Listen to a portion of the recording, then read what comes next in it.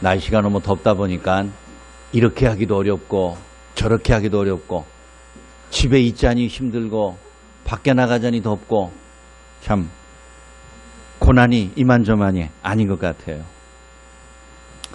1972년에 만들어진 영화 중에 포세이돈 어드벤처라는 외국 영화가 있습니다. 오래된 영화죠. 그 영화의 줄거리는 이렇습니다. 타이타닉호처럼 초호합한 여객선이 있었는데 그만 바닷가에서 한가운데서 구멍이 뚫려가지고 배가 이렇게 뒤집혔습니다. 전복이 됐어요. 배가 뒤집혀서 서서히 조금씩 가라앉는 겁니다. 다행히 배가 뒤집어지고 침몰하고 있지만 배에는 물이 많이 차질 않아서 그 안에 있던 수많은 승객들이 살 길을 찾기 위해서 다들 애를 씁니다. 배가 침몰하면은 사람들이 어디로 가야겠습니까? 위로 올라가야겠어요? 밑으로 내려가야겠어요? 물어보나만 하지요. 올라가야겠지요. 그래서 거기 안에 있는 수많은 사람들이 계단을 따라가지고 위로 올라가려고 그러는데 그 중에 소수의 사람들만이 아니다. 이 배는 뒤집어졌기 때문에 지금은 물이 안 들어오지만 뒤집어졌기 때문에 우리는 밑으로 내려가야 된다. 위로 올라가면은 결국은 배 밑바닥으로 가는 것이고 밑으로 내려가야만이 배 가장 위에 갑판 쪽으로 나가니까 나갈 수 있는 출입구멍이 있지 않느냐. 사람들이 듣고 보니까 그럴 법하거든요. 문제는 물이 밑에서부터 조금씩 차오르고 있다는 거예요. 그러니까 어떻게 밑으로 내려갈 수 있겠는가. 그 영화의 결말이 어땠는지 여러분 짐작하시는 겁니다. 대부분의 사람들은 죽었지만 소수의 사람들 밑으로 내려가는, 비록 물이 조금씩 차오르는 두려운 장소이지만 배의 원래 구조가 뒤집어졌을 때는 밑으로 내려가야만이 살 수 있다는 확신을 갖고서 물을 무서워하지 않고 나아갔던 소수의 사람들은 살 수가 있었습니다. 우리가 어떤 때는 우리의 상식을 뛰어넘는 결단을 해야 될 때가 있습니다. 산불이 나면 역시 위로 올라가야 사는 것이지요. 밑으로는 내려갈 수가 없는 거잖아요. 불이 밑으로 계속 위로 올라오고 치고 올라오고 오는데 아파트에 불이 나면은 밑으로 내려가는 게 쉽지 않을 때는 옥상으로 올라가야 되는 거지요. 뭐 그거야 묻지 않아도 상식이에요. 산에서 내려올 때에 길을 잃었다고 가정해 보세요. 여러 갈래의 길이 있는데 어느 길이냐 이런 것이 아니라 아예 길 자체를 잃어버렸어요. 그래서 나무 사이를 계속 뚫고 숲속으로 내려가야 할 때는 매우 위험합니다. 그럴 때는 어떻게 해야 되느냐? 상식을 뛰어넘고 다시 산으로 올라가야 돼요.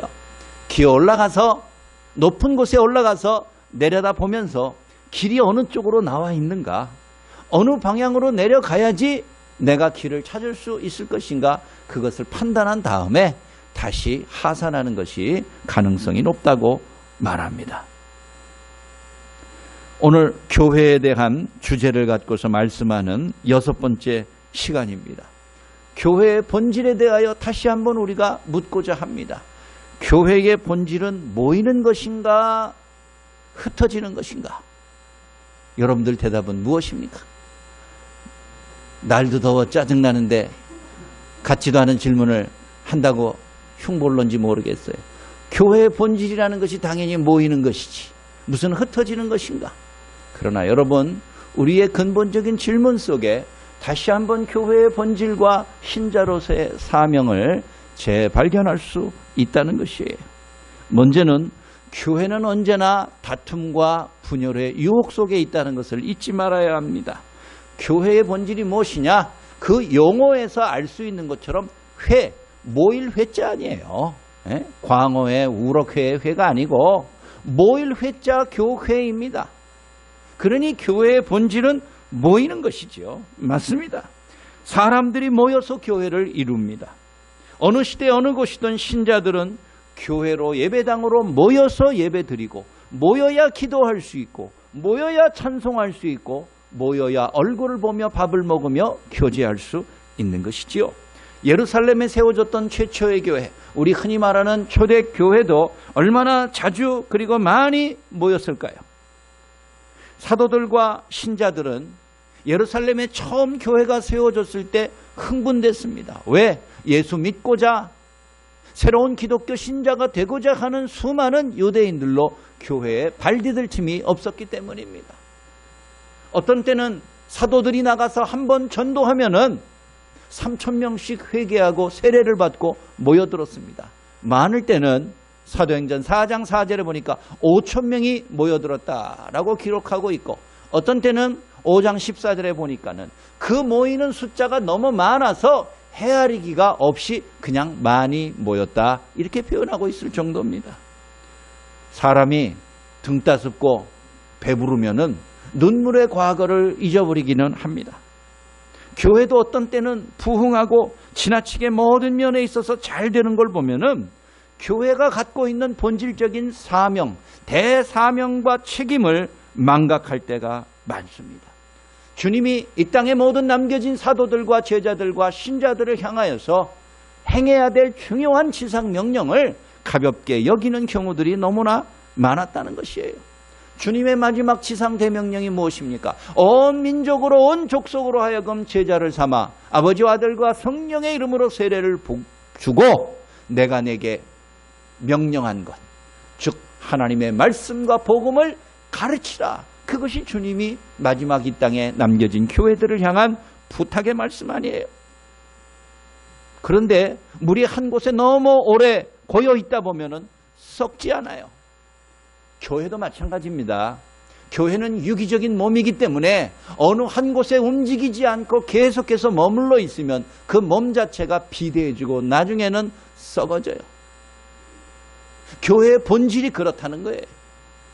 교회는 끊임없이 운동하며 생명력 있는 유기체여야 되는데 먹는 것도 싫고 움직이는 것도 싫어하는 게으른 모습 속에서 우리는 교회가 교회다워지는 모습을 체험하지 못합니다.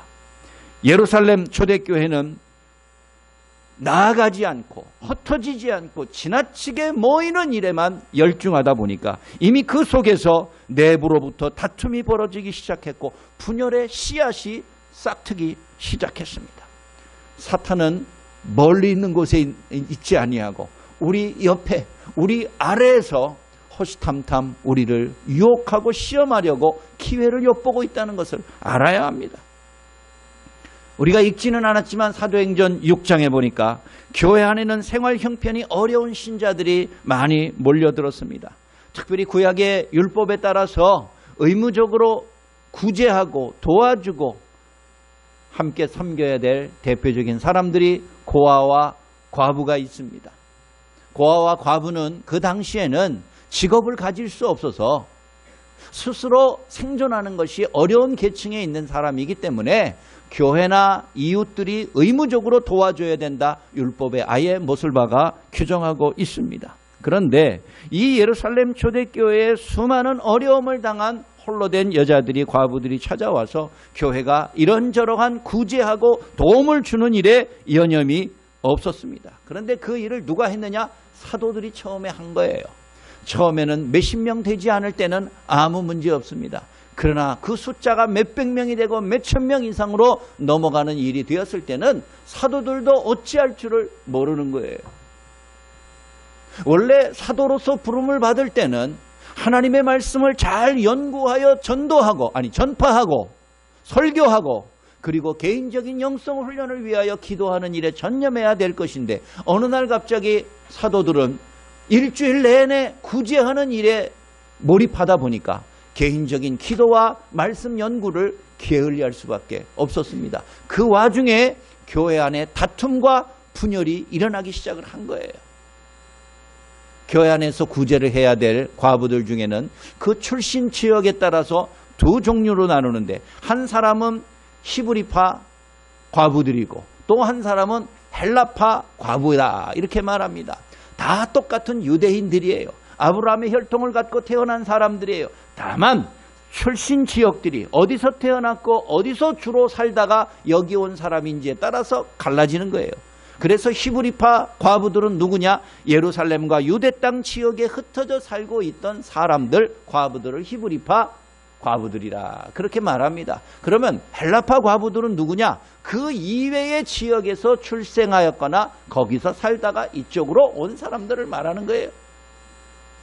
굳이 우리식으로 표현하자면 우리 해외 동포들, 가까운 데는 조선족 동포들도 있습니다. 그 사람들도 우리와 다 혈통이 거의 같은 사람들이지요. 다만 어려운 시기 때 중국이나 만주나 러시아나 이런 데로 강제로 떠나서 그들의 조상 밑에서 태어나서 살던 사람들입니다. 문화도 거의 같고 언어도 서로 소통하는데 문제가 없습니다. 그러나 어떤 때는 한국 내에서 그런 사람들도 차별을 받는 경우들이 많지 않습니까? 사도들이 열심히 과부들을 구제하느라고 했는데 끊임없이 불평과 원망이 들려오기 시작합니다. 헬라파 과부들은 불이익을 당한다는 거예요. 사도들이 구제 활동을 하면서 히브리파 출신의 과부들에게 더 많은 혜택을 주고 그 이외의 이방 지역에서 살다가 온 사람들에 대해서는 홀대하고 무시한다, 이런 소문이 들면서부터 초대교회가 시험이 들기 시작한 거예요. 분열이 싹트기 시작했다는 것이에요. 이 사건으로 인하여서 사도들이 크게 회개하였습니다. 우리는 우리의 본분을 망각했다는 거예요.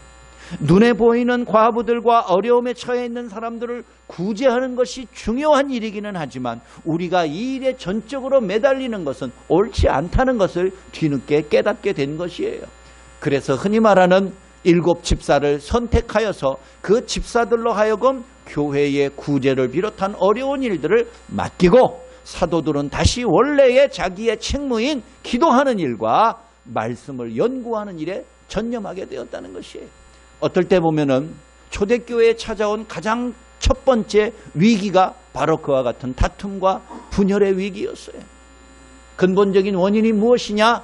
교회가 모이기만 하고 흩어지지 않았기 때문에 그래요.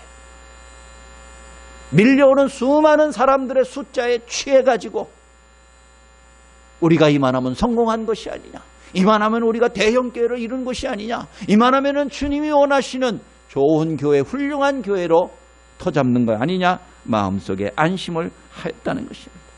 현실에 안주하고 눈에 보이는 일에만 치중할 때에 교회는 길을 잃고 방향을 잃게 됩니다. 게다가 늑대와 이리떼 속에 내몰린 어린 양과 같은 신세가 되는 것이 교회입니다. 편안한 것만 찾고 안락한 것에 주저앉을 때에 교회는 시험에 들 것이고 주변에 있는 수많은 이리떼와 같은 우는 사자와 같은 사탄의 흉계와 유혹에 넘어갈 수밖에 없는 것이, 그것이 이 지상의 교회의 모습이라는 거예요. 사랑하는 교회 여러분, 우리가 아무리 안락하고 우리가 아무리 편안한 모습으로 신앙생활을 한다 할지라도 사명과 하나님이 이 땅에 우리에게 보내신 교회로서의 그 소명을 충실하게 감당하는 우리 귀한 새로운 교회 신자 교우 여러분들 되시기를 간절히 바랍니다. 모여 있으면 시험에 들어요. 모여 있으면 분열과 다툼이 커질 수밖에 없어요. 두 번째, 그럼에도 불구하고 하나님은 교회를 흩으신다라는 거예요. 우리 6.25 동란 당시에 이승만 대통령이 했던 그 유명한 말이 있지요. 뭉치면 살고 흩어지면 죽는다. 이런 말이 너무 우리 한국 사람들 그 뇌리 속에, 머릿속에 깊이 박혀 있어서 어쨌든 많이 모이고 자주 모이는 것만이 절대 선이고 흩어지고 나누어지면은 그것은 악이다, 잘못된 것이다, 이런 생각들을 우리 마음속에 은연중에 품고 있습니다. 그러나 여러분, 뭉치면 살고 흩어지면 죽는다는 그 시대에 꼭 필요했던 그 명언이라 할지라도 그것이 경우에 따라서는 교회의 본질을 오해하고 망각하게 만든다는 것이에요. 모이는 것만이 교회의 사명이 아닙니다. 흩어지는 것도 교회의 본질이에요. 예수님이 마지막 부탁하신 그 유명한 사도행전 1장 8절 말씀, 요한복음 3장 16절만큼이나 유명한 말씀 아닙니까? 오직 성령이 너희에게 임하시면 너희가 권능을 받고 예루살렘과 유대와 사마리아와 땅끝까지 이르러 내 증인이 되리라. 얼마나 유명한 말씀이고 얼마나 중요한 주님의 마지막 사명의 소명의 말씀입니까? 사도행전 1장 8절입니다. 숫자를 기억하세요. 1장 8절이라는 거예요. 그렇습니다, 여러분. 예루살렘에만 모여서 머물러 있지 말고 세계 곳곳으로 흩어져서 모든 족속 모든 민족으로 제자 삼는 전도와 선교의 사명을 감당하라는 것이 주님의 마지막 유언과 같은 명령이었어요. 그러나 사도들과 신자들은 흩어질 필요성을 못 느꼈습니다. 왜? 가만히 있어도 사람들이 3,000명 5,000명씩 어떨 때는 찾아오고 예수 믿겠다고 세례를 받는데 뭐하러 교회 바깥으로 나갑니까? 뭐하러 예루살렘을 떠나서 전도하고 선교할 필요가 있겠어요? 가만히 있어도 감당하기 힘든데. 그런데 그와 같이 모이는 일에만 집중하고 주님이 흩어져서 땅끝까지 나아가라는 사명을 감당하지 아니하였을 때에 하나님께서는 특단의 조치를 취하였습니다. 아까 제가 말씀드렸어요. 숫자 기억하라고. 1장 8절. 주님이 우리 교회와 이 땅의 신자들에게 남기신 그 사명이 1장 8절이었다면 그것을 뒤집어서 말하면 8장 1절을 통하여서 하나님의 뜻을 우리에게 교회에게 다시 한번 보이셨습니다. 8장 1절에 보니까 중간에 뭐라고 있어요? 그날에 예루살렘에 있는 교회에 큰 박해가 있었다. 큰 박해가 있었다. 큰 종교적인 박해가 있었다는 거예요. 가만히 있는 사람들을 흩어뜨리기 위하여서 하나님의 입장에서는 특단의 조치를 취하셨다. 그런 말이에요. 1장 8절의 사명을 감당하지 못할 때 8장 1절의 말씀을 통하여서 교회로 하여금 박해와 고난과 고통의 모습을 느끼게 함으로써 그들이 흩어지지 않고는 견딜 수 없도록 하나님이 만들어 버리셨다는 거예요. 더 놀라운 것은 8장 1절에 교회에 박해가 있다 보니까 사람들이 어디로 흩어졌느냐? 사도 외에는 다 어디와 어디요? 유대와 사마리아 모든 땅으로 흩어지니라. 다시 1장 8절 말씀. 너희가 권능을 받고 예루살렘과 온 유대와 사마리아와 땅끝까지 내 증인이 되라. 1장 8절 말씀이잖아요. 근데 8장 1절에 보니까 교회의 대박해를 통해서 신자들이 그 고통과 괴로움을 견디지 못하여 어떤 사람들은 유대 땅으로 흩어지고 어떤 사람들은 사마리아 땅으로 흩어지고 어떤 사람들은 모든 땅으로 갈 수 있는 한 가장 멀리 흩어지기 시작했다는 거예요. 이 얼마나 놀라운 섭리입니까? 1장 8절의 사명을 그들이 감당하지 아니할 때 하나님이 박해를 통하여 강제로 그 일들을 행하도록 역사하신다는 거예요. 박해라는 것은 모든 교회와 신자들이 피하고 싶은 가장 큰 고통과 공포입니다.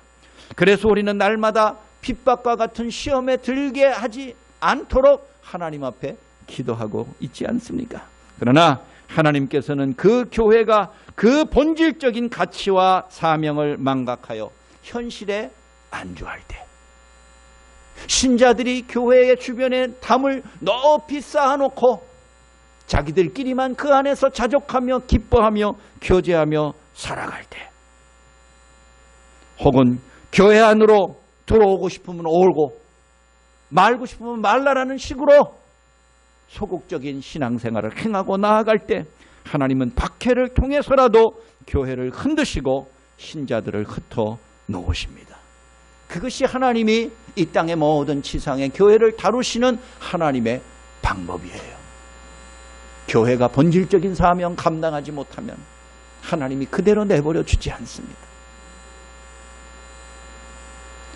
제가 예전 교회에서 목회할 때 가을에 한 번씩 VIP라 그래서 전도할 대상자를 1년 동안 마음에 품고 기도하다가 그 대상자의 명단을 교회에 제출하고 기도하면서 데려오는 일이 있습니다. 한 번은 그 교회 수십 년 다닌 어떤 교인이 저를 찾아와서 목사님 이거 꼭 해야 되겠습니까? 아주 귀찮아 죽겠어요. 남들은 VIP 명단을 5명이다 10명 써내는데 나는 한 명도 써낼 수도 없고 써내고 싶지도 않다는 것이에요. 그 다음에 우리 교회 수준과 형편으로 보면은 이 정도만 하면은 됐지, 뭐 더 와도 앉을 자리도 별로 없고, 그런데 굳이 이렇게까지 할 필요가 있겠느냐, 이런 거 가지고서 저한테 항의를 한 분이 있었습니다. 제가 잘 설명을 해서 말씀은 드렸지만 별로 잘 납득하지 않는 눈치였어요. 어떤 때는 더 많아지고 더 교회가 부흥하는 것이 싫고 귀찮은 경우가 있을 수 있습니다. 그것이 내 수고와 노력을 행해야 된다면 더더욱 그렇습니다. 그러나 여러분, 어떤 때는 우리는 새로운 사람들을 위하여서 내가 앉았던 내 자리를 양보해 줘야 될 때가 있습니다. 내가 서서 예배를 드리는 한이 있더라도 그러한 사람들에 대하여서 주의 대사명을 감당하는 것이 진정한 신자의 모습인 것이지요. 교회를 꼭 1000명, 2000명, 10,000명 대형교회를 목표로 해서 그렇다는 것이 아닙니다. 작은 교회일지라도 교회가 모이는 것 자체에만 만족한다면 교회의 본질을 모르는 것이에요. 신자로서의 사명을 다하는 삶의 모습이 아니라는 것입니다. 하나님이 오늘도 우리에게 주신 대사명을 우리 스스로가 잘 감당할 만한 능력과 의지가 부족할 때 하나님은 경우에 따라서는 우리 교회와 나 자신에게 고난을 허락하시고 박해를 통하여 근심과 낙심과 두려움을 통해서라도 그 사명을 감당할 수 있도록 역사하는 우리 귀하신 하나님이신 것을 꼭 기억하시기 바랍니다. 때로는 우리가 힘들고 두려워할지라도 그 사명을 잃어버리면 안 돼요. 어느 날 캄캄한 폭풍우가 몰아치는 바닷가에서 배가 조난을 당하였습니다. 그래서 무전을 보내서 우리가 도무지 이 작은 배로서는 이 폭풍우를 감당할 수 없으니 우리를 좀 구원해달라, 도와달라. 항구에서 이와 같은 무전을 접수한 사람들이 큰 구조선을 보냅니다. 한밤중에 갑자기 떠나는 구조선에 많은 선원들이 입이 이만큼 나오고 불평하기 시작을 했습니다. 어떤 바보 같은 사람이 이런 파도가 몰아치는데 배를 한밤중에 몰고 나가가지고 우리를 힘들게 하는가. 근데 이 구조 전문인 구조선이 구조하러 나아가면 나아가는데 워낙 큰 파도와 폭풍우 때문에 구조선도 휘청거리며 방향을 잡기가 어려워요. 그래서 많은 선원들이 구조선 선장에게 말합니다. 선장님, 안 되겠습니다. 이러다가는 우리까지 죽게 생겼습니다. 우리가 다시 항구로 돌아가서 폭풍우가 멎을 때까지 기다렸다가 구조하는 것이 좋겠습니다. 아무리 건의를 하여도 선장이 꿈쩍도 안 해요. 그런데 갈수록 계속해서 폭풍우가 더 심해지고 파고가 높아지니까 정말 배가 뒤집히기 직전이에요. 더 많은 선원들이 몰려들어서 선장에게 항의하며 건의합니다. 선장님, 돌아가야 됩니다. 돌아가서 때를 기다려야만 됩니다. 지금은 아닙니다. 많은 사람들이 폭동을 일으킬 기세로 항의를 하였지만 선장이 큰 소리를 지릅니다. 우리는 가라는 명령을 받았지 돌아오라는 명령을 받은 것이 아니다. 때에 따라서는 우리 눈앞에 있는 두려움, 폭풍우와 근심과 걱정이 더 많이 우리를 괴롭게 합니다. 그러나 여러분, 우리는 가라는 명령을 받은 것이지 눈앞에 있는 위기와 시험과 근심과 두려움 때문에 다시 돌아오라는 명령을 받은 것이 아닙니다. 이 땅에 하나님의 교회를 세우신 목적을 기억하세요. 최초의 교회가 어떤 목적으로 세워졌는지, 그리고 이 땅에 우리 새로운 교회를 비롯한 수많은 지역의 교회들이 왜 생존하고 존재해야 되는지, 그 가치와 그 목표와 그 본질을 다시 한번 잘 유념하셔서 경우에 따라서는 우리가 핍박과 고난을 감수하고라도 교회의 본질적인 사명을 감당할 때 하나님께서 그런 교회에게 복을 더하시고 은혜와 자비를 더하여 주실 줄 믿습니다. 마지막 세 번째입니다. 그렇게 하여서 흩어진 신자들이 어떠한 모습을 보였는가? 정치적, 종교적인 박해로 인하여서 가족을 떠나서 타향에 살고 있는 그 예루살렘 교회의 신자들, 수천의 신자들이 어떻게 살았을까? 한번 상상해 보세요. 언제 돌아갈지 기약 없는 삶을 사는 것처럼 힘들고 괴롭고 어려운 일이 세상에 어디 있겠어요? 저희 부모님은 고향이 황해도예요. 실향민이라는 얘기죠. 6.25 때 월남을 했는데 가족 대부분과 헤어져서 일가 친척이래봐야 그 당시에 모여봤자 몇십 명, 한 30명 그 정도밖에 안 됐어요. 저는 전쟁을 경험하지는 못했지만 실향민이 새로서 가족들이 헤어지고 고향에 돌아가지 못한다는 고통이 어떤지 조금은 압니다. 예루살렘에 좋은 교회와 좋은 가정들이 있었던 사람들이 기약도 없이 박해로 인하여 쫓겨나서 이곳저곳 알지 못하는 생존부지의 사람들과 어울려서 원치 아니하는 타향에서 사는 그 고통과 괴로움이 얼마나 컸겠습니까? 어떤 때는 마음에 분노도 일끓었을 것입니다. 내가 뭘 잘못했길래 하나님이 나에게 이런 고통을 주는가? 이런 헤어짐과 흩어짐과 마음의 고난을 주시는가? 하나님을 원망하고 하나님께 낙심하는 경우들도 많았을 것입니다. 어떤 사람들 중에는 절망하며 신앙을 버리는 사람도 있을런지 모르겠어요. 그런데 여러분, 우리 그리스도인들에게는 그런 낭망 속에서도 소망이 있습니다. 사명이 있어요. 그 사명을 통해서 고난을 극복하고 새로운 희망과 주의 은혜를 얻어야 되는 것입니다. 예루살렘을 떠나 도망쳤던, 그래서 유대와 더 먼 사마리아와, 아니 그 사마리아를 넘어서 더 멀리 피신한 많은 신자들이 절망과 울분에 찬 세월을 보낸 것만이 아닙니다. 4절 한번 보세요. 4절 한번 우리 다 같이 한번 읽어보겠습니다. 시작. 그 흩어진 사람들. 여러분, 신자들은 예루살렘에서는 하지 않았던 전도와 사명을 흩어진 지역에 가서 행하기 시작했습니다. 편안한 곳에 있을 때는 하지 않고 생각지 않고 중요하게 여기지 않았던 사명, 고통과 괴로움과 근심 속에 살아갈 때는 오히려 그 본질적인 사명에 충실한 놀라운 은혜를 하나님이 허락해 주지 않습니까? 사실 흩어져 있는 수많은 그리스도인들이 두려웠을 것입니다. 왜? 사울이라는 악독한 바리새파 출신의 유대인이 멀리 예루살렘에 떠나 있는 다른 곳까지 잡으러 와서, 원정 와서 믿는 사람들을 잡아 죽이고 감옥에 가두는 일들이 소문으로 무성했기 때문입니다. 많은 흩어져 있는 그리스도인들이 나가서 전도하고 하나님의 말씀을 전파하기는커녕 밖으로 나돌아다니는 것도 조심했을 것이고, 내가 예수 믿는 그리스도인이라는 것을 공개하는 것도 두려웠을 것입니다. 그러나 흩어뜨린 하나님께서는 그 모든 사랑하는 백성들을, 그리스도인들을 흩어놓기만 하시고 나 몰라라 하시는 그런 분이 아니십니다. 우리 신자들에게 용기와 믿음을 더하여 주시는 하나님이십니다.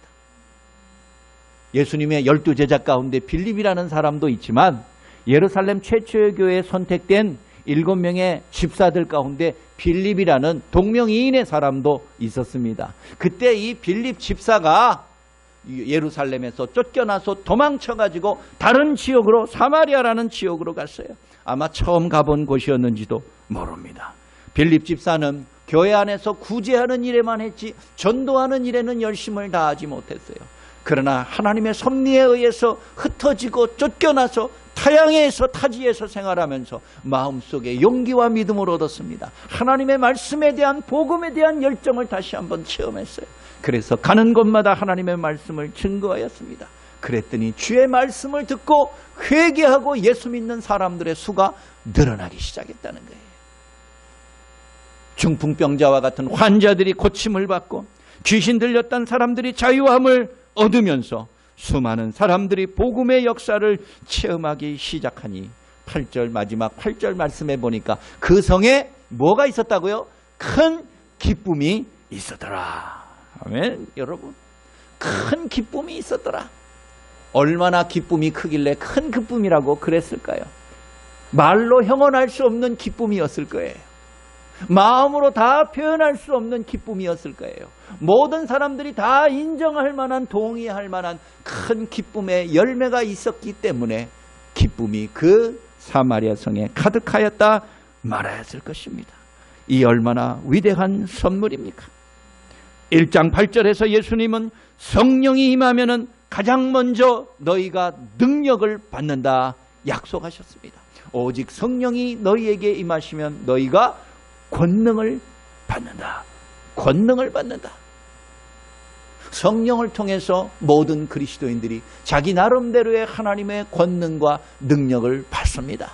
이 권능이라는 원래 이 헬라어 말에는요, 듀나미스라는 것인데, 듀나미스라는 단어에서 어떤 단어가 나왔느냐? 다이너마이트라는 단어가 파생이 됐습니다. 폭발적이 있다는 거예요. 폭탄이라는 얘기예요. 너희가 권능을 받고 성령이 너희 안에 임하시면 너희가 다이너마이트와 같은 폭발적인 능력을 받는다. 성경과 예수 그리스도가 우리에게 약속하였어요. 빌립은 성령은 받았지만 자기 안에 다이너마이트 같은 그런 능력이 있는지는 미처 알지 못했어요. 그러나 용기를 내어서 믿음을 갖고서 입을 열어서 믿지 아니하는 사람들에게 흩어진 김에 복음을 증거하였더니 그 입에서 다이너마이트 같은 폭발력이 터져나옴으로써 수많은 사람들이 은혜 아래 살아가게 되고 하나님의 구원의 역사를 체험하게 되었던 것입니다. 그렇습니다, 여러분. 그 능력을 좇아서 예루살렘과 유대와 사마리아와 땅끝까지 말씀이 전파되기 시작한 것이에요. 우리 그리스도인들이 교회로 모일 때는 성령의 위로를 받지만 흩어져 전도할 때는 성령의 능력을 받는 줄 기억하시기 바랍니다. 여러분, 이름만 되면 다 알만한 우리 서울 장안에 모 대형교회가 있습니다. 거의 20년 전쯤에 그 대형교회에서 아주 파격적인 실험이라 그럴까? 무슨 프로젝트라 그럴까? 이런 것들을 실시한 적이 있습니다. 그 교회가 유명한 교회다 보니까 예루살렘 초대교회처럼 자발로 찾아오는 수많은 신자들이 있었습니다. 기성신자도 있었고 예수를 처음 믿기 시작한 사람도 있었어요. 근데 교인들이 너무 자꾸 오니까는 교회도 불편함을 좀 느꼈어요. 그래서 그 교회에서 그 목사님이 아이디어를 내서 무슨 파격적인 실험을 했는가? 우리 교회에 온 7년 이상 된 사람들은 교회를 다 떠나라 그랬어요. 네. 그러니까 요번부터겠죠. 앞으로 7년 후에는 떠날 각오하십시오. 왜? 우리 교회 안에서 7년 동안 충분히 훈련받고 충분히 성령을 체험하고 권능을 체험한 다음에 여러분들이 살고 있는 지역의 작은 교회로 가서 섬기라는 거예요. 성공했을까요? 실패했을까요? 제가 보기엔 성공하지는 못한 것 같아요. 그렇게 실천한 사람들이 있었지만 얼마 지나지 않아서 다시 본교회로 돌아왔다라는 이야기를 들었습니다. 비록 원대한 꿈은 온전하게 이루지 못하였지만 그런 시도 자체가 우리 한국교회 어떤 교회도 생각조차 하지 못했던 그런 혁명적인 발상이라고 저는 생각합니다. 우리 모두가 모이는 것을 잘해야 되겠지만 교회는 또한 흩어져서 주어진 사명을 감당하는 일에도 결코 소홀함과 게을르해지는 말아야 될 것입니다. 말씀을 정리하며 마쳐보고자 합니다. 요즘 미국 서부의 산불로 인하여서 난립니다. 미국 서부는 건조한 지역이고 비가 내리지 않는 지역이 대부분이기 때문에 쉽게 산불이 일어나고 마찰에 의해서 열기에 의해 가지고 산불이 한번 일어나면 보통 일주일 동안 갑니다. 여의도만한 면적이 순식간에 불타 없어지는 것이 미국 서부 지역인 것 같아요. 언젠가 미국 서부 지역에 큰 산불이 일어났는데 산 중턱에 작은 집을 짓고 살아가는 사람이 불이 일어났다라는 연락을 받지를 못했어요. 다 나가서 일을 하는 바람에 산불이 있어서 빨리 대피하라는 것을 소식을 못 듣고 연기가 나는 것을 보고 집에 허겁저겁 달려왔더니 어린아이 2명만 겨우 거기에서 있는 거예요. 온 가족이 불을 뚫고 나가야 되는데 워낙 산불이 기세 있게 위로 자꾸 타오르니까는 도대체 달아날 수 있는 방법이 없는 거예요. 그래서 그 아빠가 결단을 내렸습니다. 불길로 뛰어들기로 말이에요. 놀랍지요? 아니 불길이 자꾸 위로 타올라오는데 산 꼭대기 정상으로 피해야 되는 것이 상식일진데 아까 그 배처럼 말이에요. 그런데 이 아빠는 산에서 오래 살았던 사람이에요. 산불을 여러 번 경험했던 사람이에요. 아내와 아이들은 끝없이 계속해서 위로 올라가자고 도망치자고 재촉하는데 이 남편이 두 아이를 안고서 먼저 불길로 뛰어들고 아내가 같이 뛰어들었습니다. 그 사람들이 살았어요. 어떻게 살았는지 아세요? 이미 불길이 다 태워버린 그 잿더미 속으로 뛰어들었다 그 말이에요. 이제는 더 이상 불길이 거기에는 미치지 않는다는 거예요. 타지 않는 새로운 나무와 숲속으로 불길은 가지 한번 새까맣게 타고 지나간 그 지역에는 불이 다시 오지 않는다는 거예요. 용감하게 밑으로 불길을 뚫고 뛰쳐 내려가서 구사일생으로 살았다는 것입니다. 제가 말하고자 하는 바는 발상의 전환인 것입니다. 불이 산불이 나기 시작하면 위로 올라가는 것이 상식이에요. 모든 사람들의 본능이에요. 그렇게 도망쳐야 살 수 있다고 생각을 해요. 그러나 산불이 위로 타올라가는 속도가 사람이 산으로 올라가는 속도보다 훨씬 빠릅니다. 산에서 오래 산 사람들은, 산불을 경험한 사람들은 그런 걸 알아요. 벌판에서도 불길을 쫓아가기 쉽지 않은데 산에서 위로 치고 올라오는 불길을 쫓아서 도망치기는 거의 불가능해요. 우리 생각에는 위로만 가면 살 수 있다고 생각하지요. 아니에요.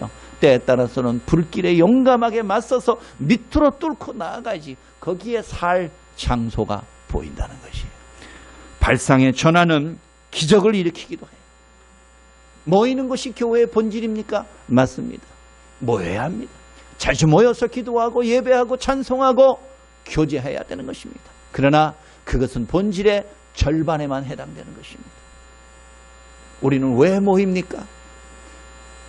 솔직히 말해서 흩어지기 위해서 모이는 것이에요. 우리가 모여서 말씀으로 은혜를 받고 주의 거룩한 복음으로 양육을 받아 성숙한 신자가 된 다음에 흩어져야 할 것입니다. 모 교회가 실패한 것처럼 우리도 실패를 무릅쓰고라도 흩어지기 위하여서 더 모인다라는 각오를 가져야 될 것입니다. 어디로 흩어지라고요? 여러분들의 가정으로 흩어지고 여러분들의 직장과 여러분들의 학교와 일터로 흩어져서 거기에서 신자로서의 사명을 잘 감당할 때에 그 교회에서 하나님께서 큰 기쁨을 허락해 주실 줄 믿습니다.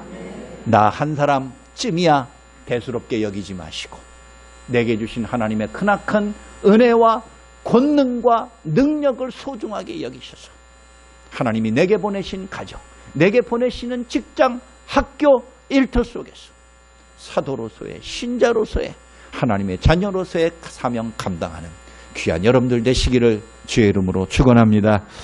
아버지 하나님 은혜를 감사합니다. 주님 오늘도 우리에게 복의 복을 더하시고 은혜의 은혜를 더하여 주어서 오늘도